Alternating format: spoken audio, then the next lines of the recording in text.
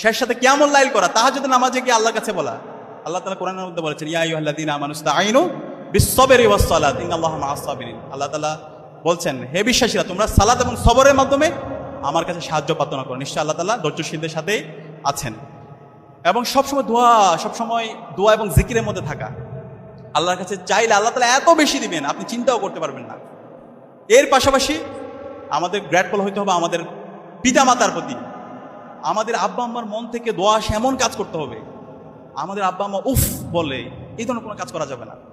আমরা অনেক ক্ষেত্রে ভুলে যাই আমাদের আব্বা আম্মার স্যাক্রিফাইসের কথা। দেখেন, আমাদের আব্বা আম্মা এত আমাদের পেছনে সময় দেয়, কখনো আমাদের কোনো ধরনের চাওয়া পাওয়া তারা অতৃপ্তি রাখে না।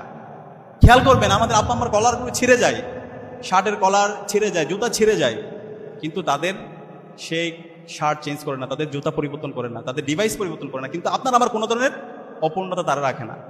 তো আব্বা আম্মার মন থেকে দোয়া আসে, সেই ধরনের কাজ করতে হবে। আব্বা আম্মা যদি মন থেকে দোয়া করে, তাহলে এই পৃথিবীতে এমন কেউ নাই আপনাকে দমায় রাখতে পারবে।